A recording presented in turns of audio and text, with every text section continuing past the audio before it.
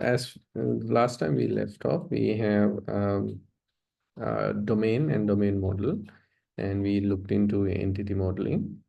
Now, the next thing that we will be looking at is understanding something called uh, domain domain language. Okay, so why domain language is important? What sort of things the domain language is representing. So let me get an example. Say, for example, um, in in uh, in a given domain, in this example, we have used things like library management system. Okay, so we are familiar with things going on with a library because almost anyone who have gone to schools, public libraries, universities, they know all the functionalities that's happening, all the things that is happening behind a library. So we have, it's typically unless we have like really complicated library like you see in Harry Potter or some fictional movies. Typically, a library is consisting of a librarian, books, and members. Okay, so if I say, okay, a member in a library, so all of you knows what we are talking about when we are talking about a member in a library. We know the role of a member. Okay, we know the role of the member. We know what a member can do, and we know what members can't do. We know the boundaries, we know the rules, we know what kind of things are expected to be performed by a member, and what sort of things are performed by a librarian. So we know the domain because we are familiar with it. We have seen it in real life, and we have seen those things in our lifetime. But another thing that arises in a domain, sometimes some domains have different terms, different language that they are using when they are communicating or when they are operating in there. Okay, for example, within a library system, uh, sometimes we have unknown terms that they are using internally. So, for example, if I go to a if I'm about to develop a application for a library, and if I go there and try to understand what they are doing, what's the operation is, sometimes they speak in language or terms that only themselves understand. Uh, Last time when I was doing a requirement gathering, it's not related to library management system, but an ERP system. When I am asking the questions, okay, how we gonna design this, how we can do that, do this, all of a sudden, the person who is giving the requirement to me, uh, he's in a level or he's in a mental statement that they are equally knowledgeable or they are equally in sync with the system as we are. So all of a sudden he is mentioning about, okay, yeah, that's in that ERP system, we need to have that GRN ready to be and delivered in. And once the GRN is received, we need to handle this and this. So it took me by surprise. Okay, what is a GRN? Okay, I don't know what GRN stand for. Is that a person? Is that a thing? Or is that some sort of machinery that they're using? I have no clue at that time. Okay, but if you are in the industry, if you are in the section, or if you are in the domain, you know what a GRN is.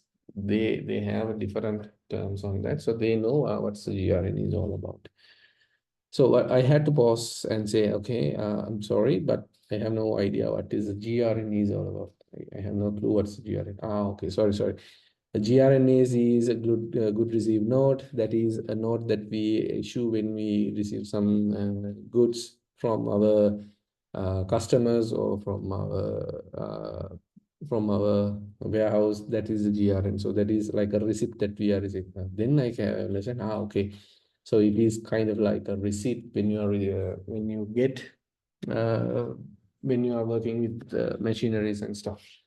So in a library system, there might be some terms that they use internally. Okay, so they have their own language system. They have own terms. Okay, so that is not going to be the same terms or same language that we are using in the real world or within our own domain. Okay, as student, we can understand in this section as students or people who are trying to develop software in this manner. Okay, a member is a person who is taking the membership of a library. That is a fair point. But a librarian have members. Librarian might be referring a member as, let's say, a user. Okay, they can say, okay, anyone who is taking or lending books, we call them users. As from the librarian perspective, that is true, because uh, librarian is referring people who are interacting with the library as users. For us who is designing the system, we can consider them as members who are joining into the who has joined and get the membership of the librarian. They are members. So based on the different perspective, different domain, each and every person in this categories, a person or entities or anyone in this section, they have different terms that they use. Okay, different meaning, different terminologies they use to describe something else. So that's what we call the ubiquitous language. Okay, the ubiquitous language is all about the language they use within the domain. Okay, so that's language selection is pretty much important if you want to understand what they are saying. So sometimes if you take the same terminologies, same things in a different domain, they have a completely different meaning. Okay, so within the same domain, the perspective they are using, the terminology change within the same domain, the given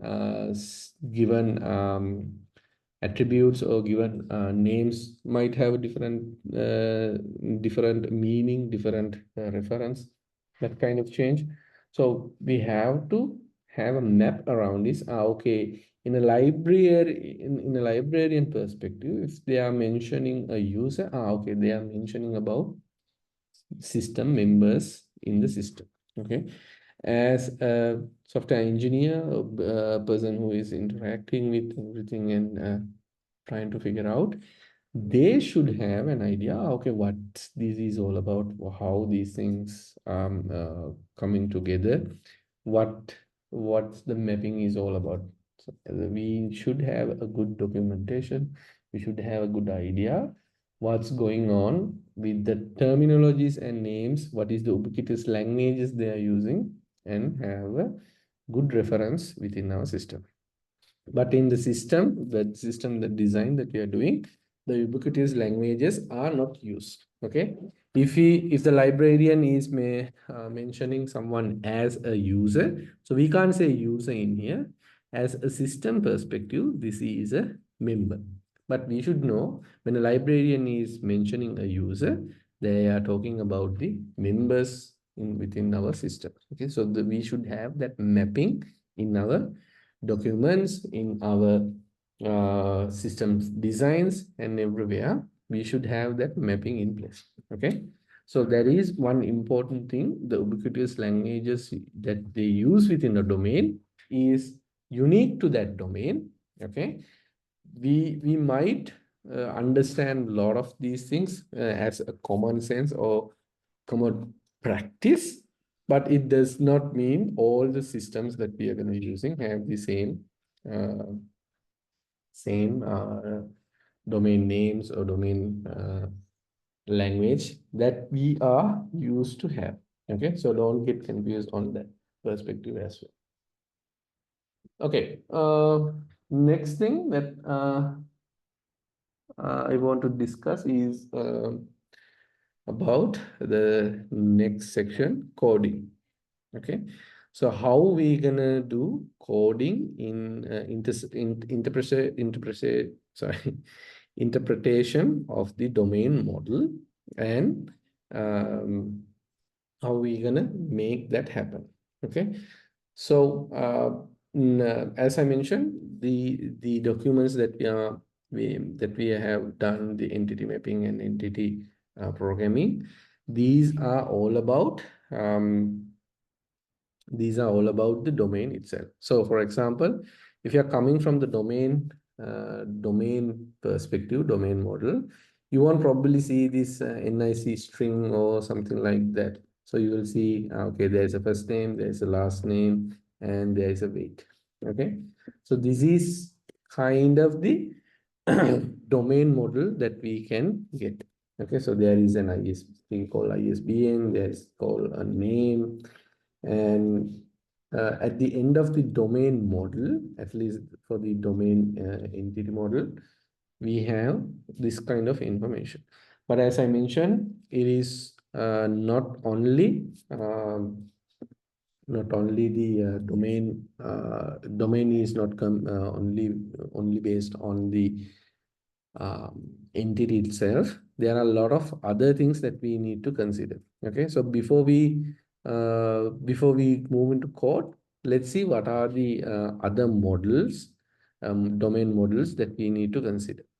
The next thing that we need to consider is all about how these entities are interacting with each other. What are the uh, interactions, uh, what are the actions, what are the responsibilities uh, of these entities that we have identified. Okay, so for example, if we take a librarian, okay, what are the actions of a librarian? So you guys have to fill in up, since you guys know this kind of domain.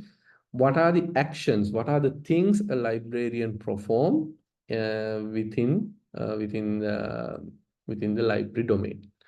Okay, let's assume you guys have been to a library. So give me some examples. What are the actions a librarian performs? Yes. Uh, Tell me by raising your hand, or you can put the ideas in the chat. What are the actions a librarian perform within a library system? Okay, there are a lot of actions a librarian can perform. You can say, okay, the librarian is a human, so a human should walk, they should be able to cook, they should be able to breathe. I'm not talking in general, but I'm asking um, in the within the domain of the library system or library, what are the things a librarian is, what are the actions a librarian should perform? Okay, I got one answer, register new members. Yes, that is one action that a librarian should perform. Okay, so uh, we have things like a librarian perform register new members. That is true. Yes. What else?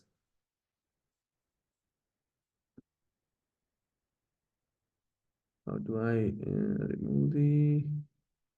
Is it format? I think yeah. Sure. Yes. Register new books. That is also correct. Oops. Give me a second, guys. I need to find how to remove the text, format text. Strike. Okay, so we have things like these are the attributes, and these are the register new members, register new books. Okay, that's another thing. Category books. Category books is another answer. Yeah, categorizing book in the sense that let's assume that categorization happens in a registration new book. Okay, while they are registering a new book, they assign a category. But it's true, but we will consider that is in the registration, register new books. Mark borrow books. Okay, yeah, that's true. So a librarian should mark. Okay, these books are borrowed right now. Yeah, true. What else?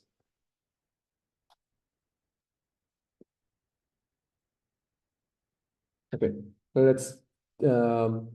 let's for now let's assume these are the uh, actions a librarian perform in this in a library system. Okay, there can be more.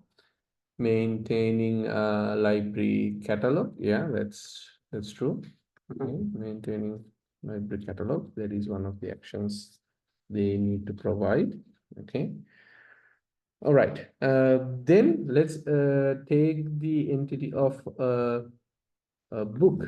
So what are the actions that is performed by a book?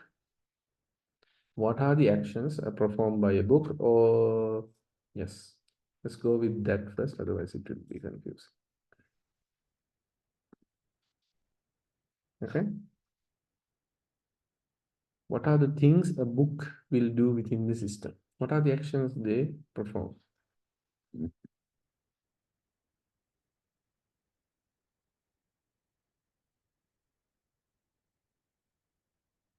Okay, you might think, oh, okay, yeah, librarian is a person, librarian is something that is living. So they can perform, yeah, register new action is action they provide. And book is a non-living thing. What are the action a book can perform? Yeah, so that's understanding is true. We only when we are thinking in terms of mapping the reality into a system, that understanding is correct. Okay, a book is a book. It's only gonna be do what people or the members uh, are gonna do. That those things are the things those based on those actions a book is going to be either it is not something can do its own. For example, we can't say a book move to shelf. Okay, that is not a book's responsibility. A librarian should take that and move the book into a shelf.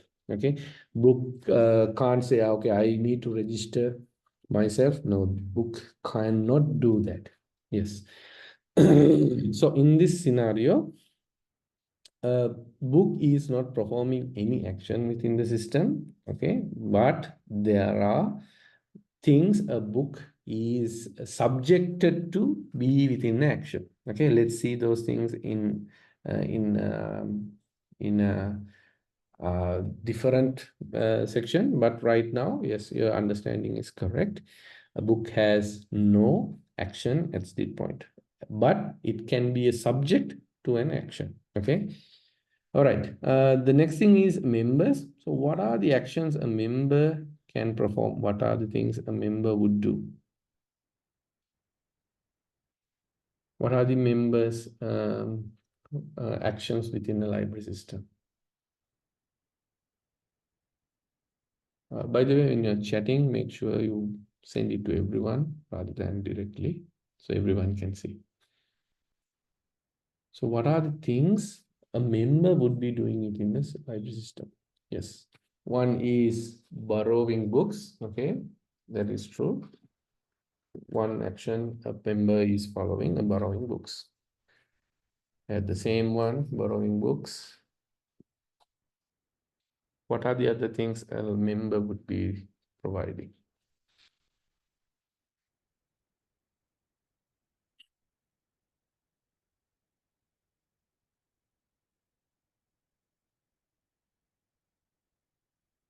Okay, members are gonna do only borrowing books. What else?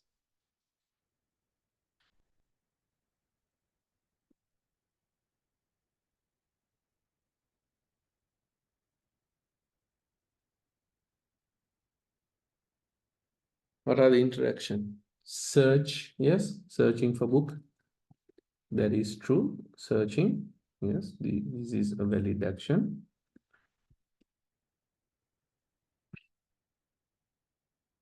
Return books, yes, that is true. Borrowing, it's also returning books, yes. Member user profile handling, yeah, that is also action. Say for example, member want to update the phone number, they want to update some personal information. Yeah, so true. Yeah. What are the other things a member would do?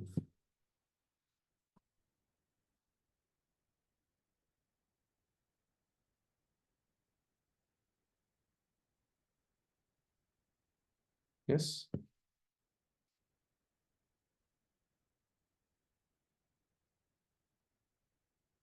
And books.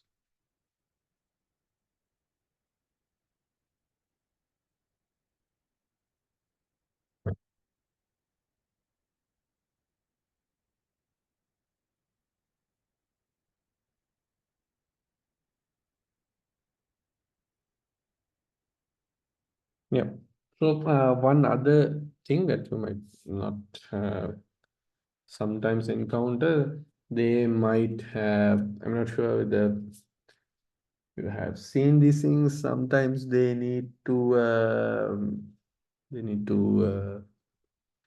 pay fines. Okay, if you let's say pay late return fine. Okay, so sometimes if you return something after a long time, you might need to get fined. You have been fined to pay some amount of money. Okay, so that's kind of thing.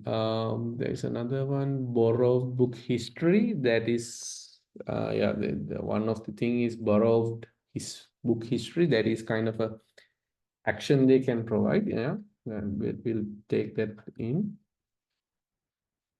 borrowed book history. We will say weave borrowed book history. Yep, that is an action they perform. Weaving, what are the things that they have? Okay, so so you guys can see when you are modeling, you have you have when you're developing a system, you have understood few things. What are the attributes of an entity and what are the actions an entity can perform? Okay, so member, librarian, they have attributes and they have actions that they perform. And the book on the other hand, in a particularly situation where the book itself cannot execute any um, actions, but it does not mean that a book is not a part of this system or not a part of this domain. The book is, as I mentioned earlier, is a subject that's come under actions. It's subject to an action. Okay, so for example, um, if you're talking about registering a new book, okay, if you are thinking about registering a new book, okay, what is the input that you need to register a new book? Okay, we are going to register a new book. Okay, what is the subject, or what is the main thing that is needed to register a book, to in order to execute this action, what is the main thing that you need? Yes, what is the main thing in here? I am going to register a new book. So what is the main thing that you need in this section? A book is needed. Okay, you need a book in order to register. Register. You need a book to register in this.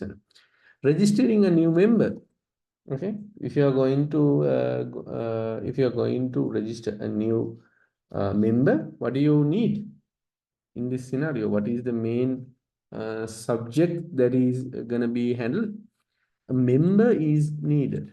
Okay? Without a member, I mean a physical member, at least member details, you can't actually register a new member. Okay, in order to register a new member, you need a physical person. Then attributes of this person is needed to register a new member. In order to register a new book, you need the information about the book. So this is the subject that it is going to be, the entity is going to be subject. Mark borrow books. So in order to mark a book as borrowed, we need to give a list of books. Okay, so I'm gonna say, okay, I am going to mark some books as borrowed. So the first thing I need is, okay, what are the books that I am going to mark as borrowed? Okay, so it needs, in this scenario, we have one single book. In this scenario, we have number of books. Okay, so maintain a library catalog. Okay, so maintain a catalog in this scenario. To maintain the main library catalog, we might not need anything in terms of managing this thing. Okay, so some actions require, what we tell is inputs or subjects in this manner. Some actions they do not need. That's why a book in this system, it is only doing it's not gonna do anything itself, but it's gonna be a subject for an action in another entity. Okay, so we need to remember these things very carefully. Okay, in order to register a new member, we need a new member. Okay, member details are needed. In order to register a book, we need book details. In order to mark books as borrowed, we need a list of books or one single book. Okay, so there are subjects that in this scenario we need to consider. Same goes to members. Okay, borrowing books. Okay, then we need, okay, these are the books that I am going to borrow. Searching, I need a book name, right? I need a book name or ISBN or whatever, something uniquely to identify. In this scenario, let's say book name. So we need a book name to identify. Returning books. If we are returning, we need the books that we're going to be returning.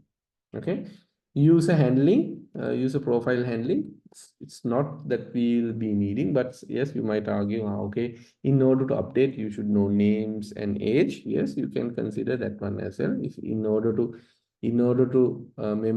profile handling, you might need your name, or you might not need. If you want to just view, you don't have to. If you want to update, you need the name and all. Okay, so this action is a little bit vague. So member user profile handling, what do you understand by handling? Are you going to update the detail? Are you going to view the detail? Are you going to delete the detail? Based on your action that you are performing, you might need some things to do so. Okay.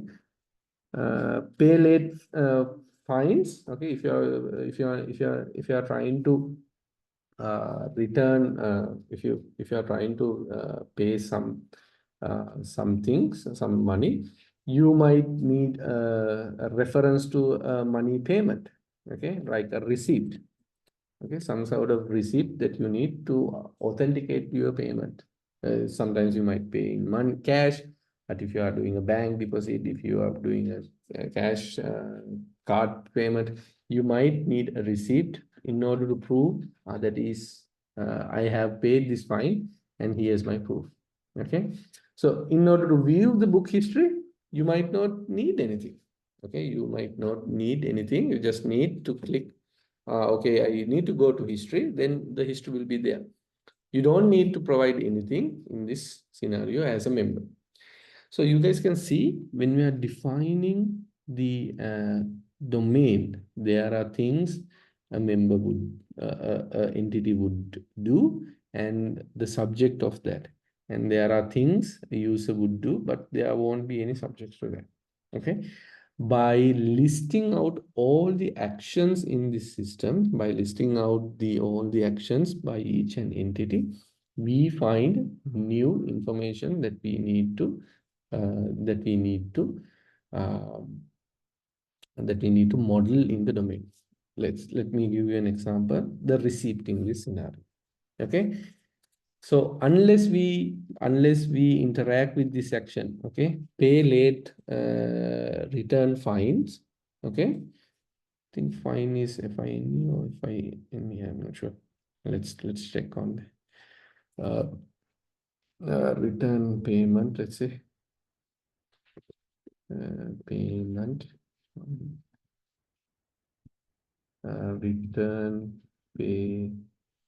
return payment. Okay, so if you are doing a return payment, returning payment, so when you are borrowing a book, you need to have a return payment.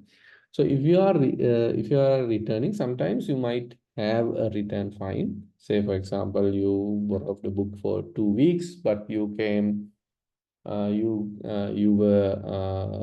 were returning back to the system, but after 2 months. Okay, so you will be fined unless there is a good reason. Okay, I was sick, I was abroad or something like that. If you don't have a valid reason, a reasonable amount, sometimes you may get pardoned, but most of the time you will get fined for late payment. So in this scenario, we encountered something called receipt. Did we find it in our domain modeling, entity modeling? Did we find that? Did we come across a receipt or payment, any sort of things in this scenario? No, right? So we have identified another thing or another, we can't exactly say this is like an entity of entity, but we have found something that is gonna affect the system design itself. Okay, so we need to handle receipts. Okay, so we need to take into consideration okay, when we are returning a book, we might get fined. So when we get a fine, we need to handle a receipt or we need to handle payment. So that is another perspective that we will uncover while we are doing the modeling. Okay, so these kind of things only be visible if you are able to get all the actions performed by these entities. Okay, so remember, when you are designing a system, list down all the actions entity can do. Okay, and all the subjects that is gonna be affected by this action, and check whether those things are already modeled. If not, you need to consider the missing part as another entity or another section of the system. Okay, that's why we always encourage people, okay, take a look at all the actions that the domain entities should perform and list those things out. This is like only one way of modeling, okay, action performing, but there are other ways that you can do this easily more what you can more more professional, or let's say more identified ways. Say, for example, there are diagrams which will help. Okay, so we have diagrams like action diagrams. Okay, this is something similar to action diagram, although it is not done by action diagram. But we have things like actors, and what are the things an actor would do, what are the actions they would do. And we have some diagrams like entity diagrams. Okay, if we design an entity diagram, okay, like this, we have entities, and by defining entities we can understand, okay, there are things that we have missed in this section, there are things that we need to work on. Okay, so take a formal way of defining these things. As I mentioned, this is like one way of doing, but there are formal ways that you guys should do in order to do domain modeling. Okay, so use those formal ways. I think probably you guys have heard about the action diagrams, entity diagrams, data flow diagrams, and class diagrams, all that. So use those methods, mechanisms in order to get a clear idea about the system itself. Okay, that's why we need those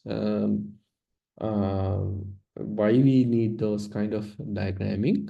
It's not because somebody is telling you, okay, let's put a data diagram on this, let's design an entity diagram on this. No, it's not something that you should develop or you should do just because someone said so, or it is like something that that everybody doing. No, the purpose of those diagrams is to identify actions, entities, relationships, and boundaries within the system. Okay, so depending on various diagrams that you design, various diagrams that you can come up with, you get a broad understanding of the system.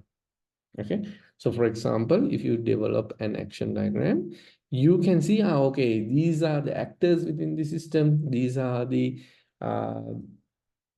things that they will perform, and these are the things that they will encounter, these are the sections that they will work on. Likewise, you will get a broad idea about the system itself. Okay, if you come up with an ER diagram, okay, entity relationship diagram, you will see what is the relationship between a librarian and a book. Okay, what is the librarian's book responsibility, what is the relationship between a member and a librarian.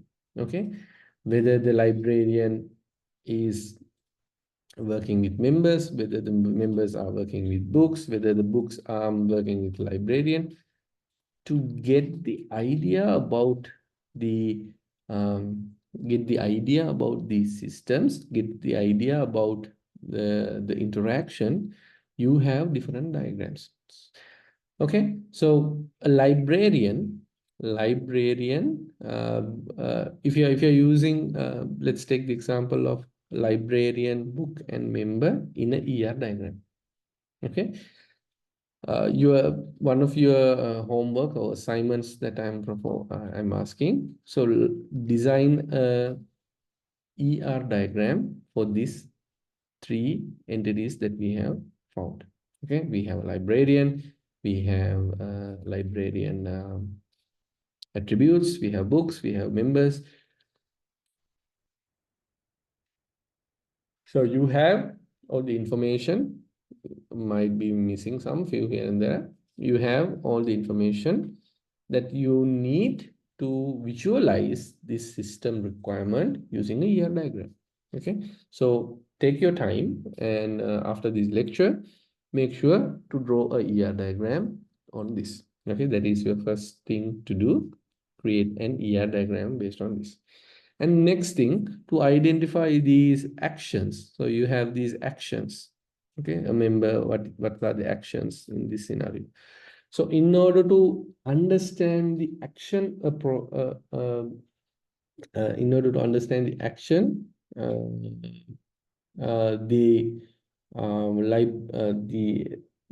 in order to understand the action one of these entities performing, you should use another diagram like action diagrams. If you draw an action diagram, you will see, okay, this is the actor and these are the action that the actor is performing. Okay, so by doing that, what you will get? You will get an idea how this person or how this actor is affecting the system. Okay, that is another design thing that you have to do. And there is another thing, how all of these are connected to each other. Okay, what is, we have a librarian, we have a book, we have a member. How all these things are interacting with each other, how the interaction between these things go, and how a process start and a process end. What is the starting process? What is the end process? To identify these processes going within the system, you can come up with a diagram like data flow diagrams. Okay, you can come up with a data flow diagram and identify how these actions, how the data is performing in here. Okay, so after the lecture, you guys need to create a few of the types: entity diagram, uh, action diagram, and data flow diagram. Okay, take a note on that. Give me a second also. Just a minute button.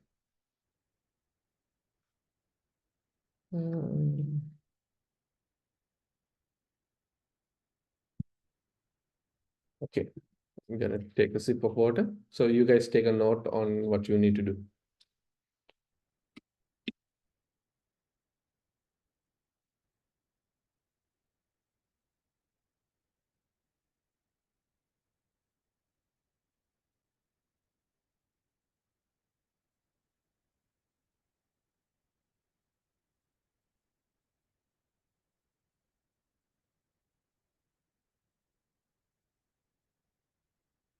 Okay, hope everybody took the note. What you need to do is creating 3 different diagrams. So based on those 3 different diagrams, you have 3 different views about the system. Okay, so that's how we do the domain modeling. Okay, so these diagrams will come in and will place different roles in each of these places. Okay, but remember, when you are modeling, we need to have all of these visualize and non-visualize places to do. Okay, so take a closer look, and this is like a domain thing that a node that we took, and we need to convert this into more standard formats. Okay, I can come up with this something like this, but it won't be recognized by everyone in the industry. It won't be recognized by someone who is coming tomorrow and joining the project or software project. They have no clue what's going on in here. Okay, this is like a language that is known for you and me, guys, because I explained this to you. You know, if somebody comes in tomorrow here and they'll ask, what the hell is this? What sort of language is this when you're describing system? That's why we have pretty much standard pretty much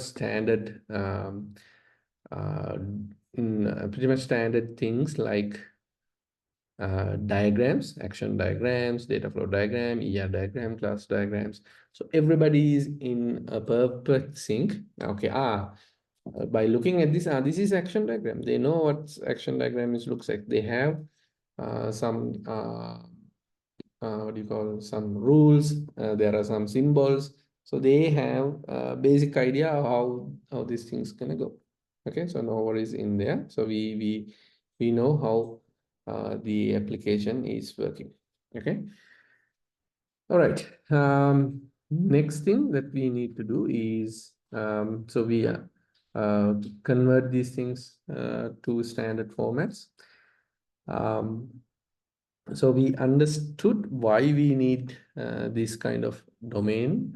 We can understand what are the actions and everything, and how we're going to represent them using standard diagrams and all those things. Okay, next thing that we will be looking at is code. Okay, how we are going to interpret the domain into models. So we have at the end of the domain model, we have domain specific things like charts, diagrams, and all. Yes, we have. We have things like that. But in order to do a coding, okay, in order to convert this into, in order to map this into coding level, what are the things that we need to do? Okay. So in order to convert this into coding, what we gonna do is we gonna model based on the diagrams, based on the based on the uh, based on the diagrams and based on the knowledge that we have gathered. What we're gonna do is we're gonna convert this domain knowledge into code. Okay, that's what coders are for. Okay, programmers and coding is two different things. I mean, they look kind of the same, but they have different responsibilities in terms of that. So when we look at the coding, how we gonna interpret this into a code? How we gonna make this is not actually even a valid what do you call a valid diagram representation. I ask you guys to do a valid diagram representation, such as ER diagrams and so on. But let's assume that we have the knowledge of ER diagrams and everything. We can convert this thing. So we have the domain model covered. Now we're gonna convert it to code. So how are we gonna do that? How are we gonna model this in a code? Okay. So the coding part comes in different forms. So in order to start the coding process, for these things, first thing that we need to understand is, as I mentioned, the best representation would be to use if we are thinking about object-oriented programming and all those concepts, that is like most common way of doing things. So it's the easiest way of doing such coding example is to use class diagrams. Okay, if you're having a class diagram, it would make much more easy to convert the domain knowledge into code knowledge, at least in terms of entities. So if you want to convert this entity, the librarian entity, if you want to if you want to convert this, the best way that you can do is convert this into a class diagram. Okay, so the class diagram have programming language agnostic representation. So for example, the librarian will have NIC. The NIC would be in type text.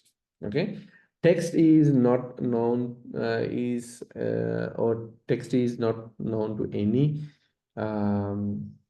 programming language. It's going to be something like a string or something like that. Even string considered as a programming specific data type, but in general we call these things as text. Okay, and in here we library is going to be a text. Why we are making things in more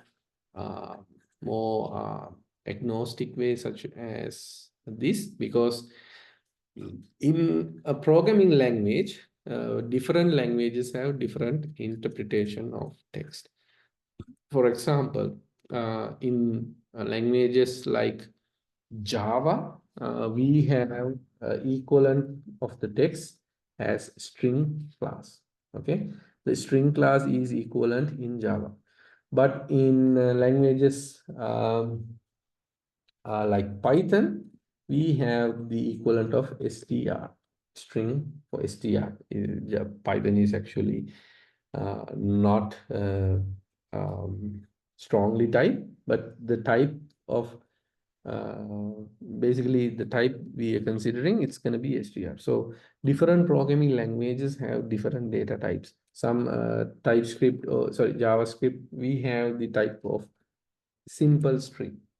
Okay, so in order to avoid any programming language dependency or anything that's related to programming languages, we stick to keep the basic. Okay, a librarian, this is going to be a text. Okay, and weight will be integer, or sometimes we call number. Okay, so as we are modeling the code, it's the easiest part, easiest way to understand is to have this kind of representation. And register new member, okay, registering new member, we can annotate these things as functions. Okay, register a new member. Okay, so these things can be represented as functions. Okay, and in here we might need to identify things like public methods and private methods. If the method is private, we put a negative sign, and if the method is public, we put a positive sign. Okay, there are rules. So take a look at class diagrams itself, so you guys get and understand how these things are organized, the symbols and everything. So that goes to these fields as well, is they are private and public, and they have the different notions. So the easiest way of making our changes to understand by coding level is to go with class diagram. So we understand, okay, this domain now have been converted into code domain. Okay, so everything that we understood from diagrams, by interviews and all those things, will be now more machine friendly way. Okay, the machine friendly way, it's going to be there. And sometimes you would need some things like you need when you are doing coding things, you need some things like what we call um, what do you call the relationships. Okay, so you have to manage those relationship in coding level as well. So we see those things in action right now. We have done the domain understanding, we have understand the domain model using diagrams and everything, and we have converted that domain knowledge into coding knowledge using diagrams or using techniques like um, class diagrams and all. We need to identify few things. What are the entities? What are the attributes? What are the functions, or what are the actions the entities are following? And that's those kind of things. When it is coming to programming, then we need to think a little bit more. Okay, we need to think in more advanced manner. Okay, so that's those kind of things we'll do by practice. How we gonna do programming and get this coding, what we have understood in coding section, how we gonna turn it to a programming section. Okay, all right.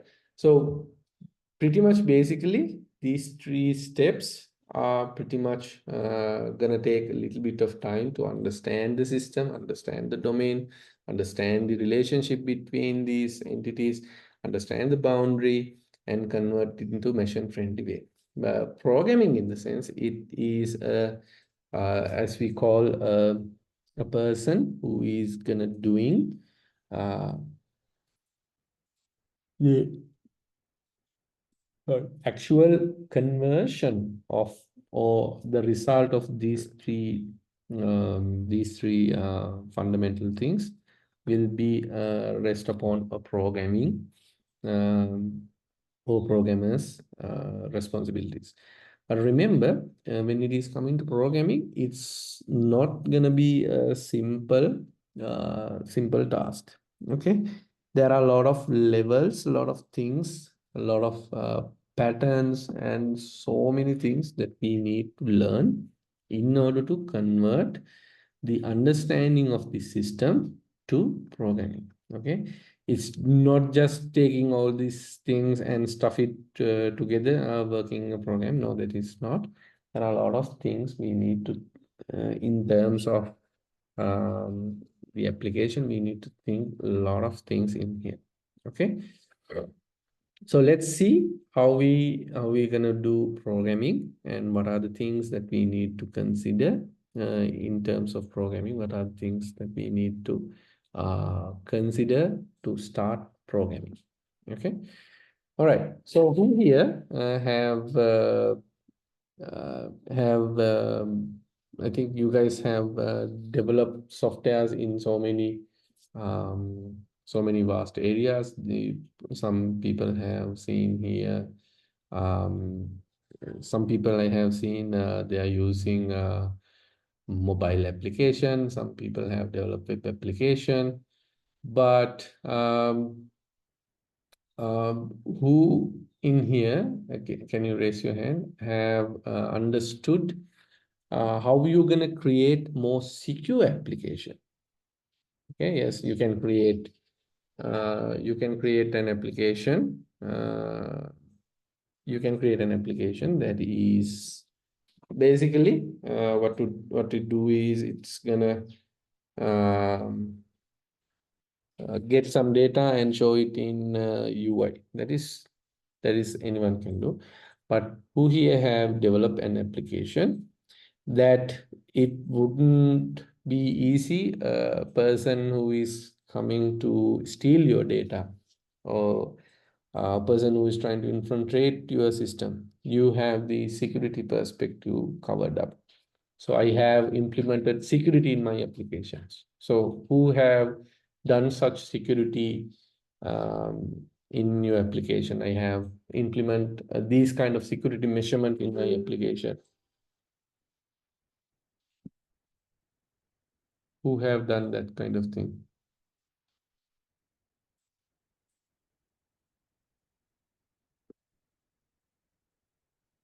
Yes,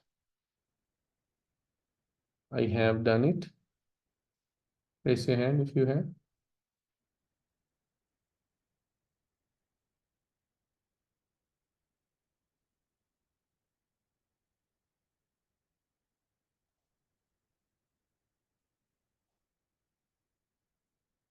Yes, anyone?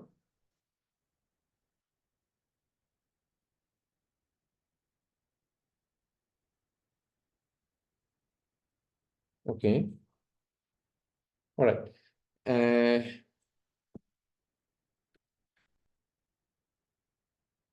Another thing, who here have developed an application that should scale? Okay, that means scaling the application. If I have 100 users, it should work. But what about if I got 1,000 users? How I am gonna develop such application? How I'm gonna make the application work for 1,000 people come at once and try to use my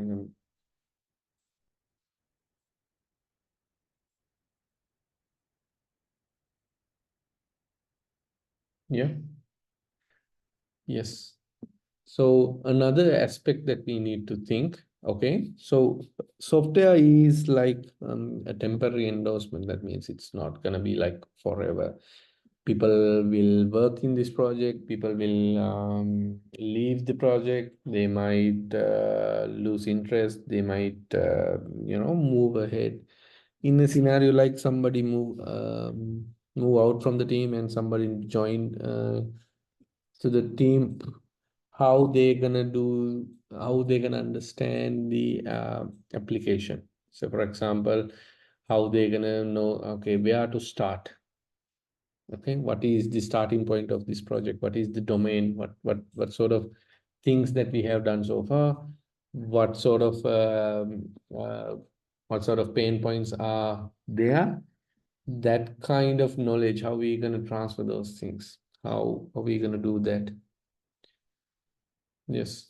Another thing, are we, if you are developing a software, are these new, are the things that we have done, the things that we have learned so far, is understandable by someone else?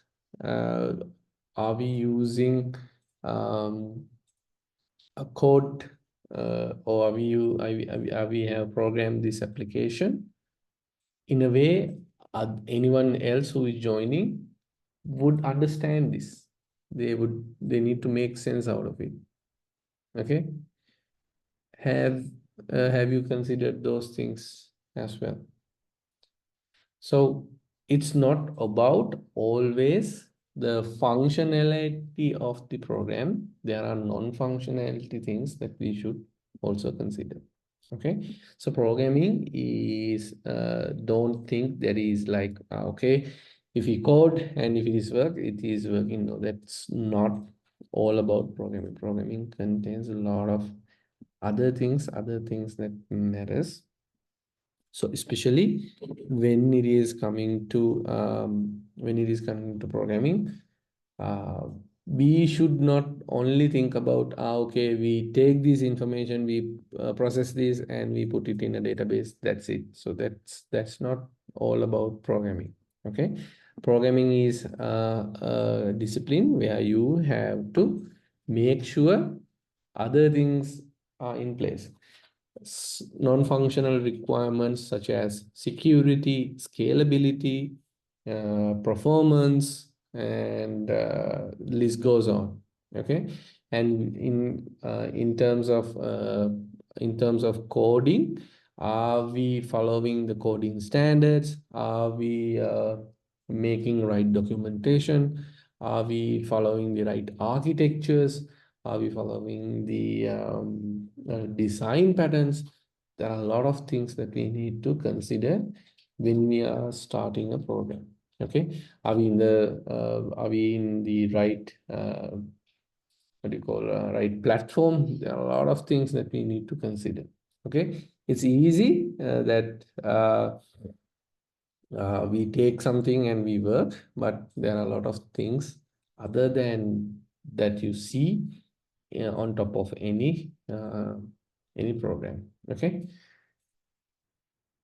so how you gonna do these things? How we gonna manage everything in such a way? Okay, it seems like it is a lot of things. It's a lot of work to be done, and how we gonna start in advance of the development after this course, how we gonna see differently in programming, how we gonna do that. Okay, so we will take on that journey. Okay, so after these sections, probably what we will learn is how we're gonna do this in practical.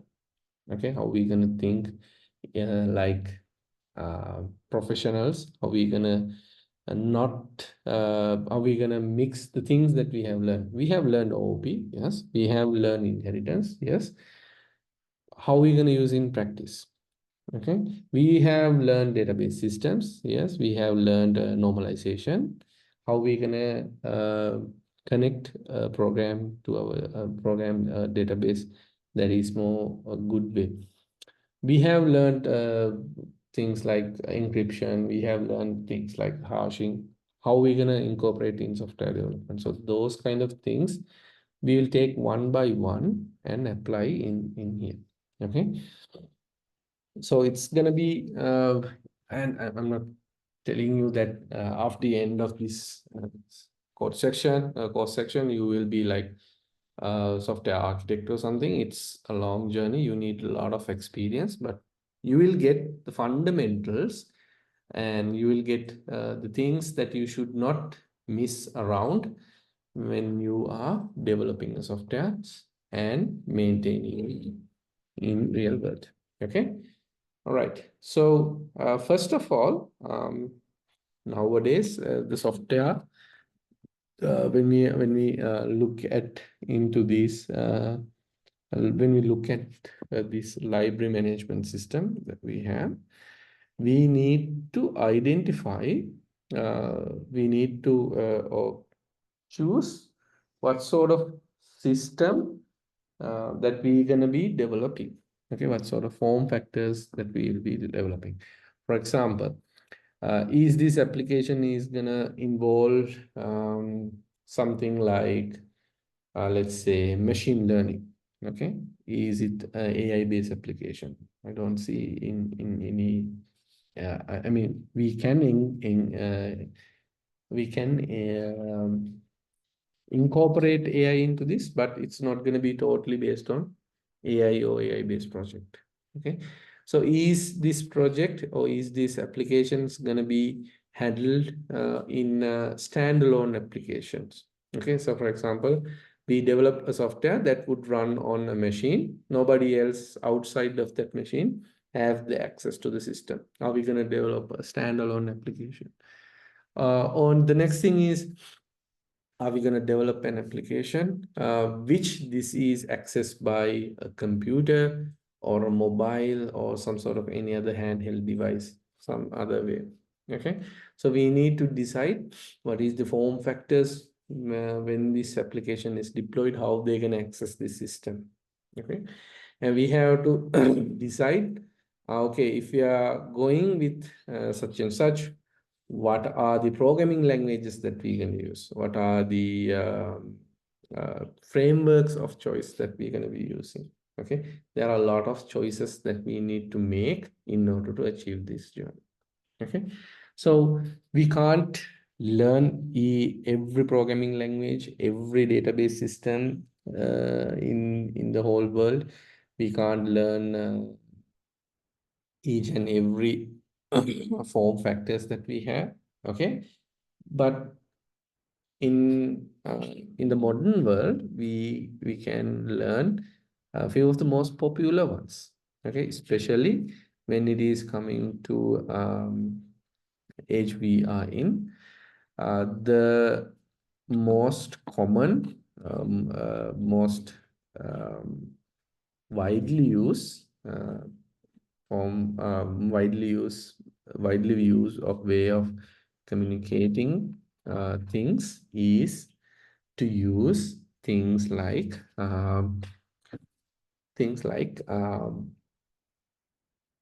mobile application development, desktop application development, or web application development.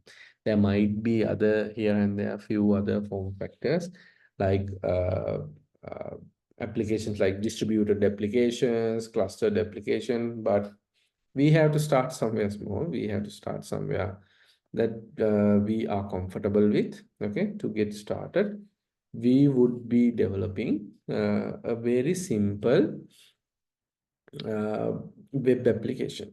Okay, so web application is the starting point of our software journey, and we will learn things that we have discussed. So in order to learn these things, in order to make these things a reality, we need to learn a lot of things.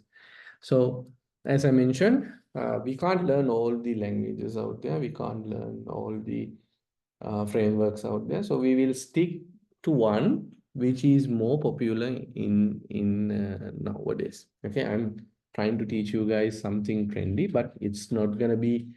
I'm not gonna be guaranteeing you that okay, everything that will come on next year or upcoming years, it will be something based on this programming languages or this framework or this database.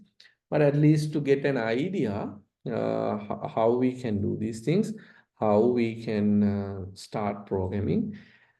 and get the basic idea around it, then what you will find is, okay, I can apply the same logic to any other framework, any other language.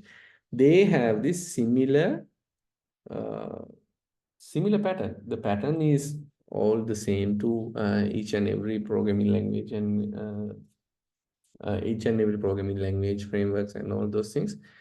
The concepts are there. The way of implementing is little bit different. Okay, the concepts that we're going to be using are all the same to them. Okay, so if you are taking an architectural pattern, the architectural pattern for a Java based web framework, Python based web framework, or any other language based framework, the architecture pattern is going to be same, but the way they are organizing is a little bit different.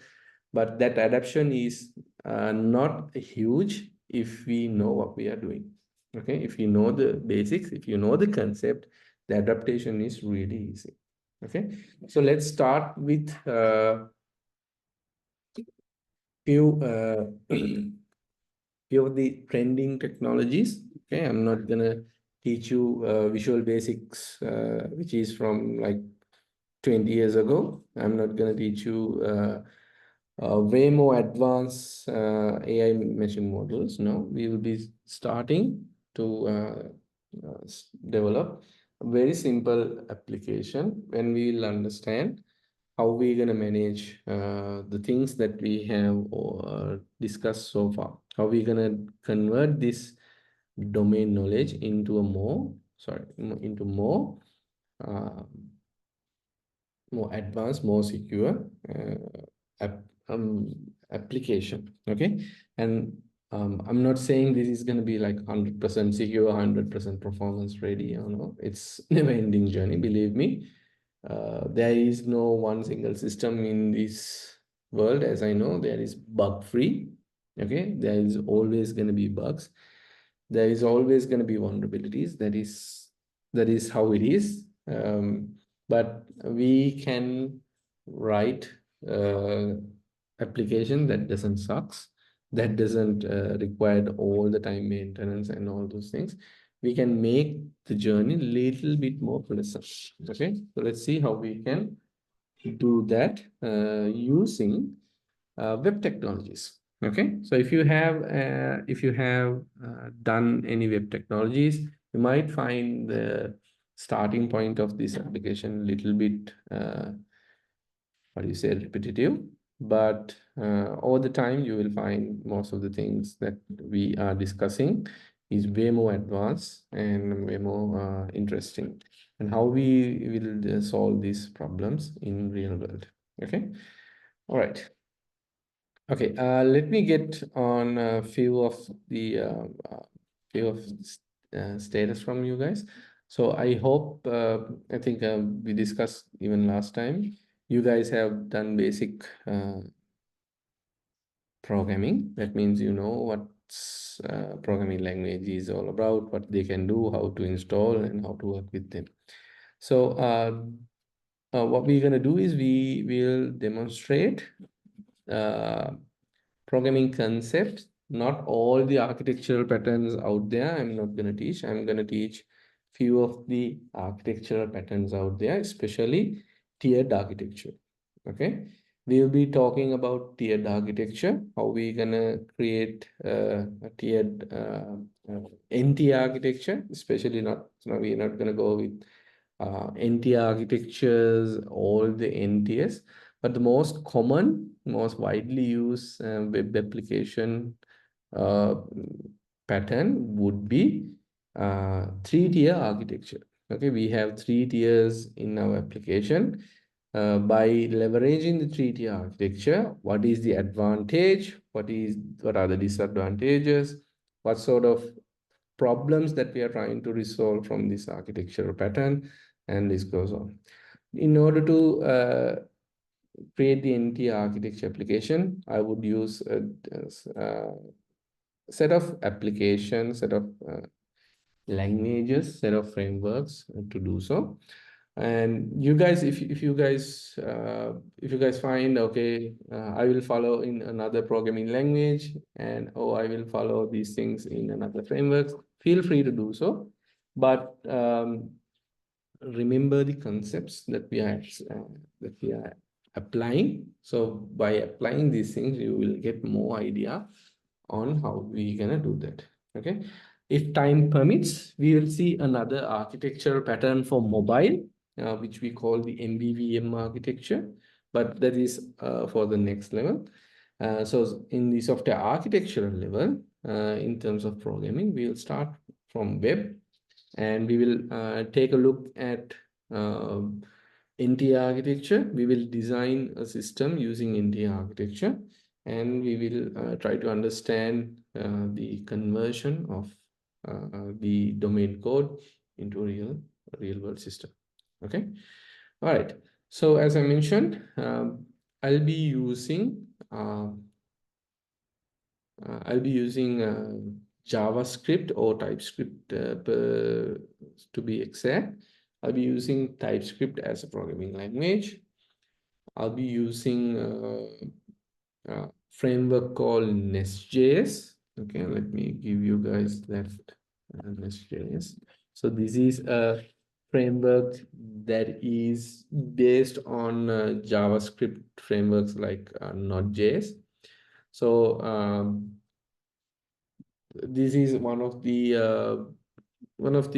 popular things, but as I mentioned, you are not limited to this. I'm just simply taking Nest.js because of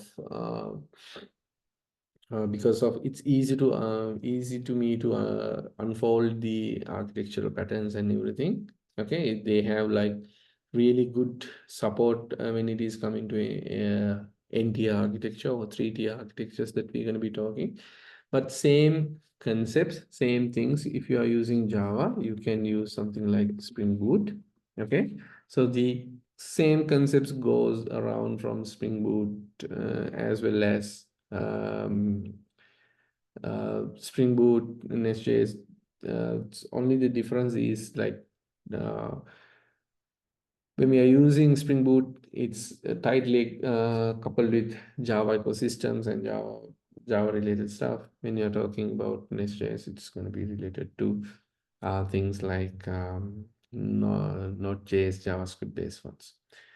And if you want to learn from Python, I would suggest Django. Okay, so I think I wrong. Django. Okay, Django. Most of the time people say Django. I tend to spell D in here.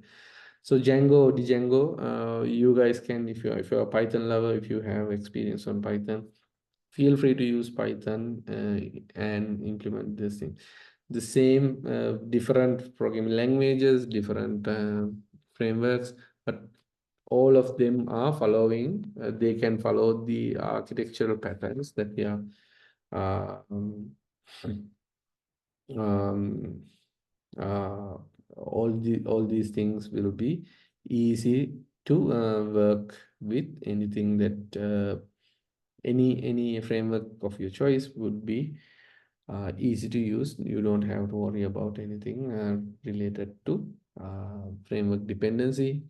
But to express these things, for me, it's easy to learn. If it would be easy for me to show these in Nest.js. So I'll be using that. Sorry. So in order to use Nest.js, okay, in order to use Nest.js in your machine, in order to create application using this Nest.js framework, I need few things in my machine to be installed. First thing is Node.js. Okay, Node.js. So if you do not have Node.js runtime, this is like a JavaScript runtime. So we are using JavaScript. You can write server-side codes, desktop applications, anything. But in order to work with Node.js based application, Node.js, if you want to use Express application, if you want to generate something like that, you need to have Node.js runtime in here. So the latest version, I think something around Node.js version 22.3. Okay, these are like the latest version. But if you don't need the latest version, try to go with the something small, that is something stable, the LTS version like 20.14.0. Okay, so probably you guys, most of you guys are coming from operating systems like Windows. So download section, you can install using pre-built binaries for Windows right around here. Okay, and it should be like most of the time we will be using x64, that is 64-bit processor architecture, unless you are really new machine like ARM based ones. But probably we will have to wait to get ARM based PCs for Windows. But if you're like me, I'm on a Mac, and Mac is I'm having a M1 machine, I think. So I am in ARM architecture. So uh, whatever the architecture, make sure you download the correct version and install. Okay, the installation is pretty much simple. So you don't have to worry about getting it installed. If you have a hard time installing it, I can show you guys some nice tutorials, like the previous course content. It has all the information how you can install and download these things. So this is like the easy way of downloading and installing, but but it's not the preferred way that I would choose. Okay, I would recommend to use such a tool called NVM. Okay, NVM stand for Node Version Manager. So I would use Node Version Manager simply because if I want to change Node version anytime without uninstalling or installing the previous version, I can do that with NVM, Node Version Manager, by simply executing few commands. Okay, if I want to use Node version 16, I have to say NVM use 16. That will change the current working directory to work with Node.js version 16. Okay, if I want to use a new version, I can just execute the command and I will have the new version. The main reason that I would recommend this is probably when we are switching between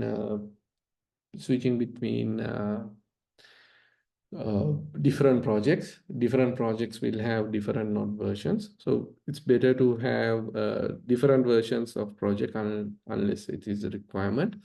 So it will be easy to switch between node version, so you don't have to one project is using node version 12, another version would be using node 16. If you want to go to another project which is using 16, it will be terrible for you to uninstall and install the again. But if you are using NVM, you have to just simply execute this command. You will be able to change between node versions. So I recommend if you guys can start with NVM directly. Yeah, but if you're having hard time, if you need something more simple, just download it from the Node.js and install accordingly. Okay, but I recommend NVM usage. All right. The next thing that you guys should do and work on is make sure that the Node.js is working in your machine. So what I'm going to do is I'm going to open up a terminal. Okay, if you are using Windows, better to use a command line tool like what it's called, Git. What is that? Git for Windows. Yeah, I think Git Bash, I think. Git Bash, right? Yeah. So uh, it's better to use something like Git Bash, where you have a lot of Git related commands. If you are using command line, you will find a bit hard to execute the commands that I'm going to be executing. So my recommendation would be to use Git Bash, or if you are in Linux, or if you are using something else, just go with the terminal. So I'm in my Mac terminal. If you do not have a terminal, my recommendation would be using Git Bash, as I mentioned. Try to get Git Bash, or we have some new kit, Windows Terminal, if I can remember. Yeah, not Windows Terminal. Yeah. So we have a new app in Windows. It is called Windows Terminal. You can try this out. It's also equivalently good. Um, but if you are if you are having trouble installing, I have seen a lot of people complaining about installing the Windows Terminal. So in this scenario, I would recommend to go with Git Bash. Okay.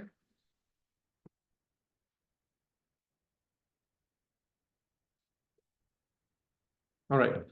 So we have things in line. So we know the development environment. We know the terminal access. So in order to verify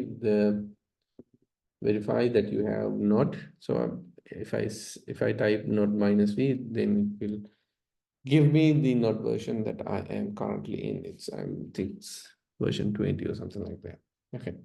So I have my node version installed. That's great. And the next thing is you need to set up a code editor. Probably my recommendation would go with VS Code. Okay, so if you do not have VS Code, that is my choice. Okay, if you need something else, probably go ahead with anything that you can start coding. Uh, Other options may include things like Sublime. Uh, what else we have? JetBrains.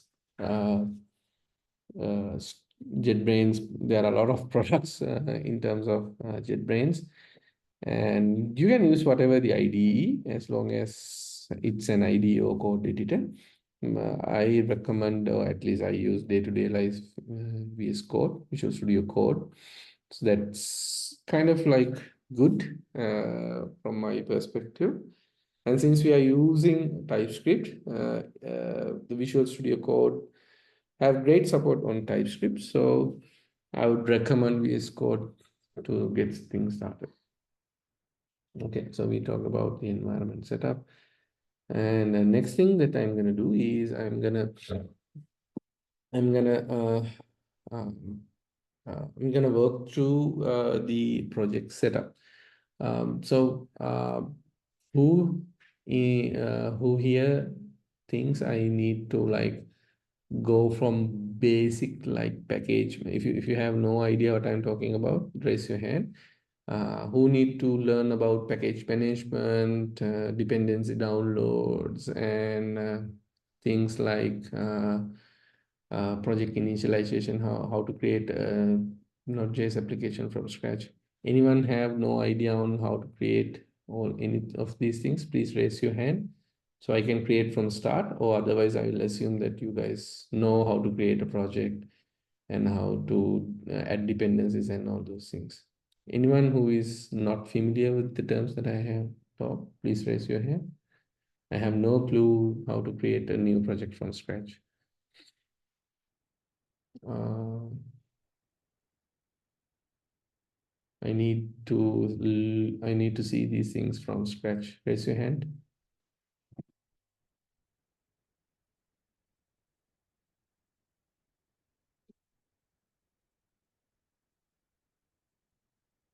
Only one?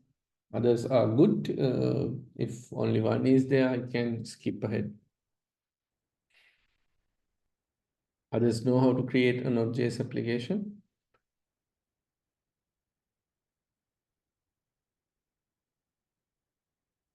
Hmm.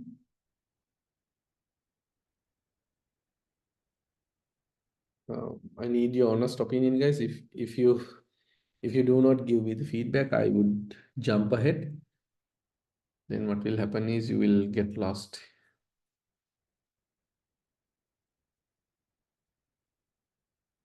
Only 2 people need help from out of 26.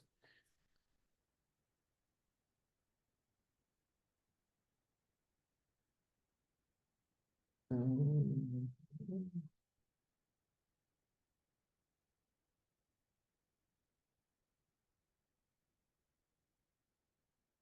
Okay, so what I will do is I will create the project from scratch. So it's going to be easy for all of you. So basic things that you need to install Node.js, and you need a code editor, and you need a terminal. So make a list of all of these things and try to install these things. And once you're done with installing all these things, you would be able to find successful installation of Node using Node -v. That would prompt you the Node version. That means you have a working Node version. Okay. The next thing that I am going to do is I'm going to create a new application. Okay. So this is going to be a very simple uh, Node.js application. So what I'm going to do is I am going to go to a temporary location since I'm going to be keeping the application. So I'm going to create a directory, and I will call this as int node. Okay. So I'm going to be in a directory called int node. Okay. And what I'm going to do is I'm going to walk you through, guys, the basic of uh, creating a project in Node.js. So one thing that we need to think when we are creating an application, so we are basically going to build a web-based application. So in order to create a web-based application, we need few things. Okay, we need uh, in when you're thinking about web application, we have two things to remember. One is the server, another thing is the client. Okay, so in a web application, the web server is responsible for sending the data, sending information, and the client is responsible for making requests and getting the response out of it. So we have two things. We have the server, we have the client. So in in terms of developing a web application, we will be building both the client and the server. Okay, so right now, nowadays, most of the time, the client is going to be a browser or a mobile application. Okay, probably if you are thinking about web application, the web application is not going to be limited to a browser. We can also access a web application using mobile app as well.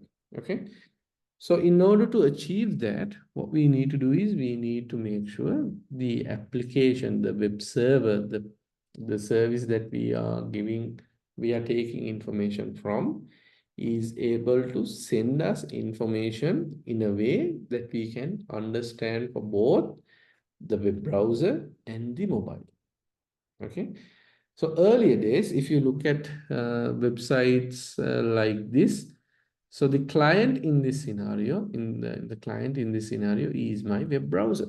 My web browser is capable of sending a request to this location and get the response, and it is showing in my web browser as the response. It is requesting something, and the response is coming like visually pleasing UI like this.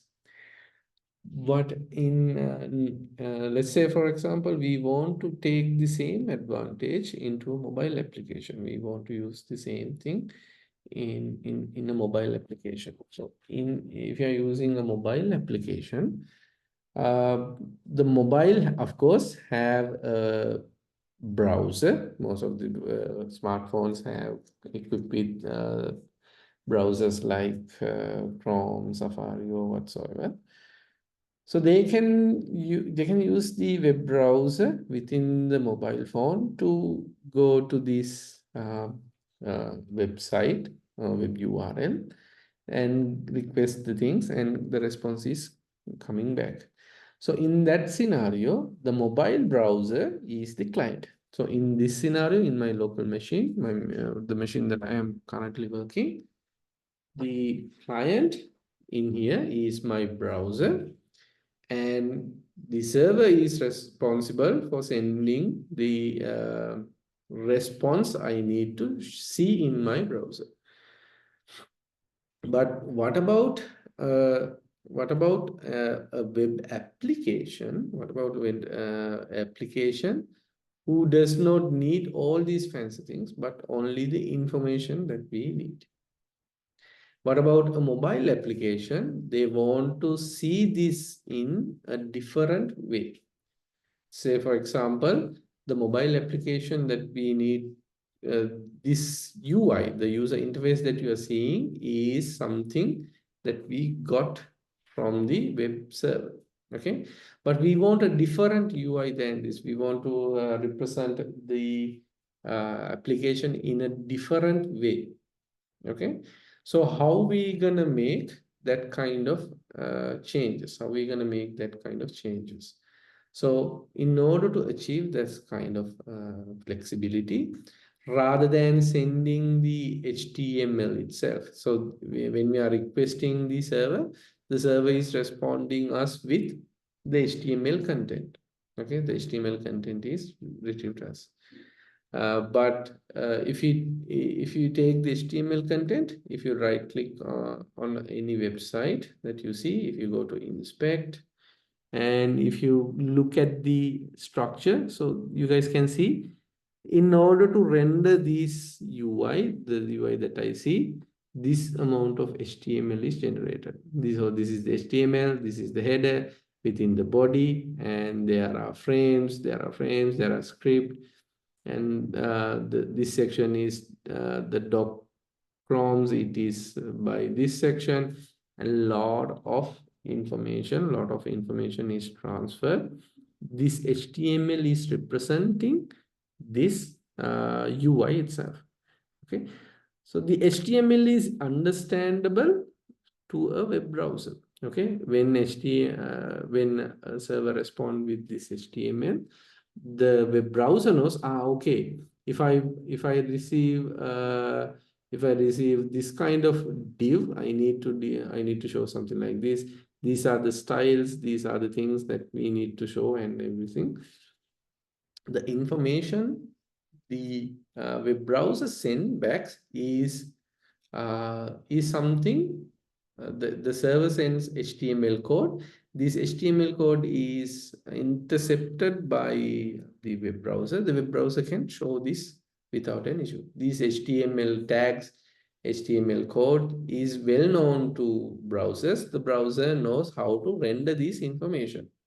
Okay, say for instance, the information the server send is something like this. If I try to read this, if I try to read this HTML code, will I get the impression? Okay, by simply looking at this information, by looking at these HTML tags and everything, do I have an idea the HTML this representing this would render something like this? No, right? As humans, we can't understand HTML in this format, but a browser can understand, okay, this is HTML, this representation, I can understand. I will show this representation, something like this. Okay, a browser can't understand HTML, but a normal human can't understand this and imagine the output like this. So the browser client help us to visualize what we see, what we get from the server into a different format, a visualized format. Okay, the server sending is HTML. The browser intercepts this HTML and it is visually representing the output like this. Okay. But sometimes what will happen is all the information that the client, the browser in this scenario, client can understand HTML. But think a different client, a non-browser client. Okay, there is a client who is not understanding, who will not understand this HTML. Sorry. As example, uh, the human scenario. The brow if the server send us this information, the HTML information that I showed you earlier, we won't have an idea what this representation is all about. Okay, we need a client that understand that information to render it out in an easy way. Same goes to other clients. If we have a mobile application, okay, I'm not talking about mobile browser. Of course, mobile browsers have the understanding of the information that they are sending to it. But I am talking about, let's say, another mobile application, another mobile client. Okay, if I give this mobile client, a non-browser client, all this information, will that client will understand the content of it? Okay, the client is do not know how to read HTML, then what will happen? The client is not able to render out the content as you see in here. Okay, the browser understands HTML, the browser intercepts the HTML, and browser shows us the information that we want to see. Another client, another web application or something like that, a desktop application or a mobile application, who have no clue about HTML, if we send the same information to that client, what would happen? The client has no idea how to understand HTML. I have no clue about HTML. I don't know how to render this. And the client would simply show us nothing. Since this client, the web browser in this scenario, knows to intercept HTML, it shows. Any other client who does not understand HTML would not show us. Okay. So we have a problem. We have information. We have information that we need to show, but the browser has a way of showing that. Another client has another way of showing that. So we need to find a middle ground where the information is sent to us is understandable by any means necessary. Any client who is sending us a server request would get a response that is understandable, or the representation of the information is understandable. So here, in this scenario, to avoid these kind of information representation, we have developed something called REST APIs. Okay, so what is a REST API? Okay, a REST API is I'm not sure I have good understanding. Okay, a REST API is a way a server would respond in a way the information is represented in a known format. Okay, so if you do not know REST, you can understand by doing this course. But if you want to look into more details, I would not be going all the REST APIs and REST design principles. Just simply, when we ask a server to send us information, the server will send us information in a format that anyone can understand. The thing is, It's not like something human readable. There is no such a thing like okay, the response the server should be sending is human readable. No, that is not the case. It is a known format that every client can understand. Okay, so if the browser asks for it, the browser would understand and how to represent, how to process that read and show. If another client asks it, the server will respond the same way. So in REST API, most of the time, the representation, the way information is shared to us is in a format called JSON. Okay, so you should know about JSON. So if you ask something from a server and it is in a REST API server, the server is not sending us any HTML information, but it is a REST API server. The REST API server would be sending us back information in the format of JSON. Earlier, these things are sent in form of HTML. Now, in a REST API, we would get the information in JSON format. Okay, so if I have a API that I have developed, and if I want to send information over to a client, it would not be something like HTML that only a browser can understand. It will be a format in JSON that most of the client nowadays will understand. Okay, so rather than rather than sending information in HTML format, nowadays with REST APIs, we send information in JSON format. So any client who understands JSON, okay, remember the client is not like is not going to understand JSON at the end. It's like HTML, but most of the time the popular any programming language, any client that we're going to be developing, they have basic understanding of JSON. Okay, so and most of the most easy thing to easiest thing about JSON is also human readable. Okay, JSON format is human readable. Okay, so it's easy to if I look at this one, if I look at this HTML, no way that I understand what's going on in here. Okay, it's really hard to understand what's coming on. But if I receive the same thing in a JSON format, I have a better idea on what's going on in here. It's human readable. It's also machine readable. It's also human readable. So JSON is a perfect way to represent information. Okay. Okay, that doesn't mean if you are using REST, okay, if you are using REST, the representation should be in JSON. No, you can have XML representation as well, but that is not common. It's not common to use XML in REST APIs nowadays. If you are talking about REST APIs, all of a sudden 99% will be using JSON representation.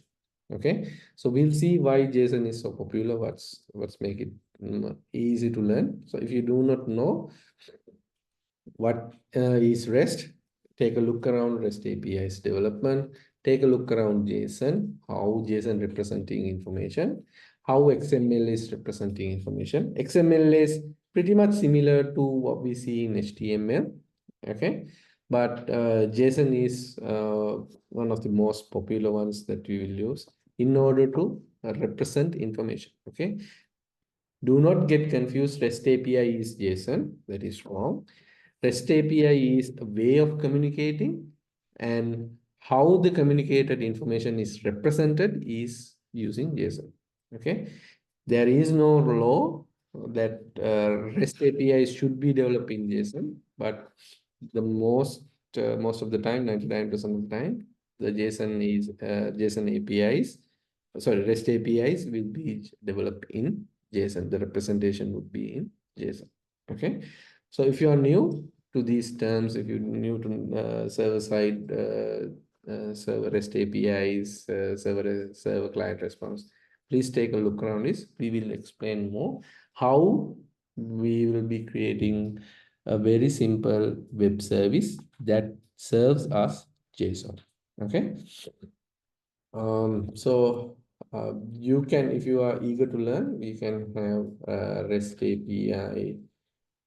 What do you call REST API?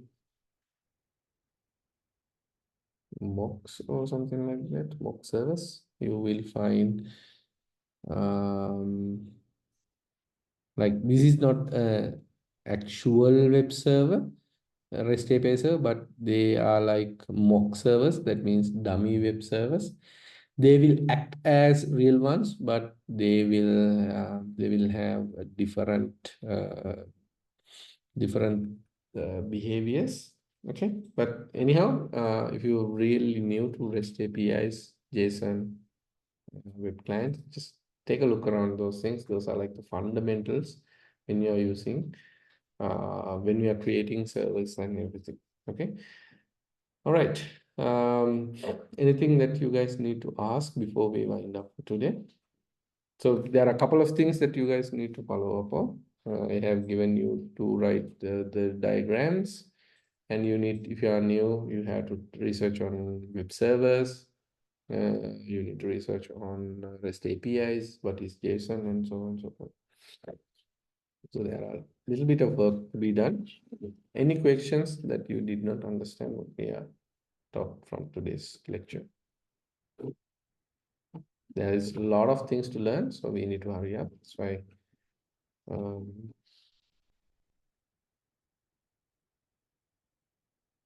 Okay, hope not. Let me stop recording.